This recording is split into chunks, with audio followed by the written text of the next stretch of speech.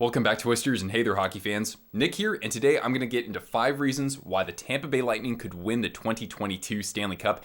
They have an opportunity here to win a 3rd consecutive Stanley Cup. That is something that we have not seen in almost 40 years. You have to go back to the New York Islanders of the early 1980s, because the Oilers, right after them, they won 4 in 5 seasons, but they never won 3 in a row. So the Lightning could join some rare company with respect to that. So I want to know your thoughts in the comments below. Who do you think is the biggest X factor for Tampa this postseason? And I also ran a Twitter poll and a YouTube poll asking you guys, who do you think poses the biggest threat to dethrone the Lightning this postseason? And I'll get into the results a little bit later in this video. Anyway, let me set the stage before jumping into my 5 reasons. So we're going to take a look at the division. I make this video as the Lightning have played 43 games so far this year. They're in 2nd place in the division with a very small gap between them and the Toronto Maple Leafs. Of course, the Lightning would have home ice advantage if the playoffs were to start right now, and then they would play the winner between Florida and either Boston or the Eastern Conference's wildcard team. The Bolts are 28, 10, and 5 so far this season,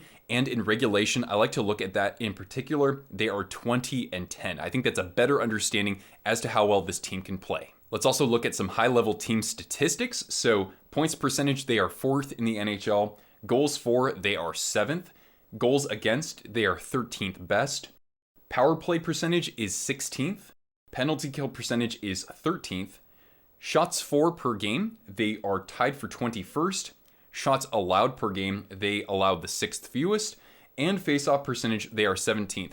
So overall, not that glamorous of statistics for a team that is actually 4th place when it comes to points percentage among all NHL teams. So really, what is the secret sauce for the Tampa Bay Lightning in their successes so far? My first reason as to why the Lightning could win the Stanley Cup this year is that they can beat you a number of ways. So I'm going to break this down in a few facets to give you an idea as to what I'm talking about. We're talking about elite role players, elite skill sets in each role. So it starts with goaltending. Andrei Vasilevskiy is the anchor for this team. He's having a Vezina caliber year again this year. His last 2 cup runs were amazing. He's in the prime of his career. He hasn't been as good when the team is on the penalty kill, but his numbers otherwise are wonderful. And so he is always going to be a rock for them, especially in those close games. I'm going to talk about that in just a moment. Number 2, you have Victor Hedman. He's, of course, won a Norris Trophy. He's always been in the conversation. This year, it's his offense that has been the biggest advantage for this club because he's putting up over a point a game, and he's driving some of that on the power play as well.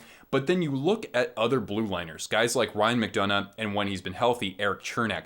Those guys are rocks when it comes to staying at home and shutting down defenses, playing penalty kill. So the overall composition of the blue line is something that is an advantage for this club. And then lastly, you look at that second wave of scoring. You have guys, of course, like Nikita Kucherov and Steven Stamkos and Braden Point sort of at that top level. And then one level beneath that, you got someone like Alex Killorn. He's having a fantastic year. He's going to probably have a career high in points as a 32-year-old. He has 13 goals and 26 assists for 39 points in 43 games. Reason number 2, they are elite when it comes to close games. So there are only 2 teams in the NHL who have not lost a 1-goal game in regulation so far this year. One of them is the Colorado Avalanche, who are just on a tear as I make this video, and the other team is the Tampa Bay Lightning. I thought they would be particularly good at closing games out, but they're actually at their best in the beginning. So they have a plus 13 or plus 14 goal differential in the first period, and they're a team that draws a lot of penalties. You saw this in the postseason last year as well, especially in that first round against Florida.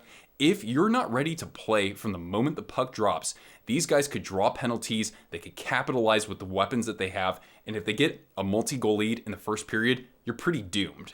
Reason number 3, they have a solution for the checking line that they lost last year. So I think one reason why the Lightning were able to start this potential dynasty in the making was because they had guys like Barclay Goodrow that they acquired. They had Blake Coleman, they had Yanni Gourde, who can really fill a variety of positions out there, a variety of roles. They lost all those guys in the offseason, but they were able to replace them with veterans, guys who have made deep runs in the playoffs, and guys who are not afraid to block shots and get into the muck and grind kind of games. So those 3 players this year have been Pat Maroon, who has won the last 3 Stanley Cups.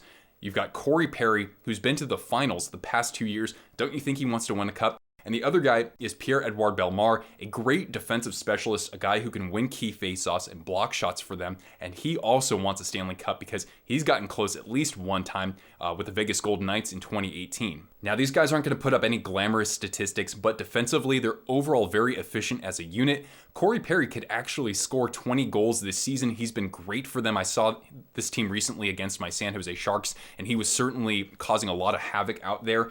And you have a guy like Pierre-Edouard Bellemare who can anchor the penalty killing among the forwards out there too. Reason number 4 as my light goes out, pardon me there, I really like the season that Steven Stamkos is having so far. This kind of goes back to 2020 when Stamkos basically missed the whole playoffs.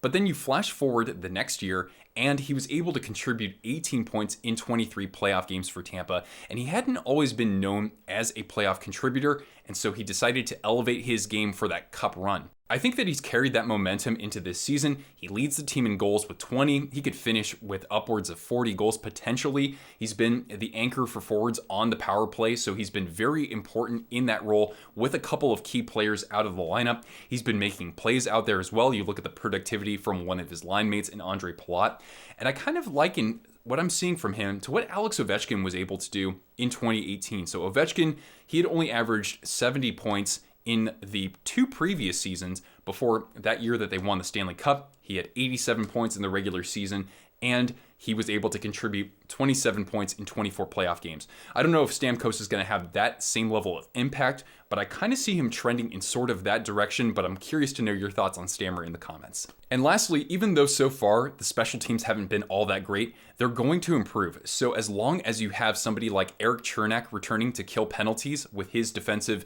capabilities, and you have a guy like Braden Point and especially Nikita Kucherov healthy and contributing on the power play, this team is very deadly at both facets. So you look at the playoffs last season, the team was 32.4% on the power play, a very good 84.1% on the penalty kill, and it's because of role players like that. Tampa's power play is an absolute spectacle to watch out there, and they're going to have the same personnel for the postseason as long as these guys stay healthy, I would imagine. It starts with Victor Hedman at the point, and then you have, of course, your sort of wing spots with Stamkos and Kucherov, especially with Kucherov being able to, work those cross-crease passes.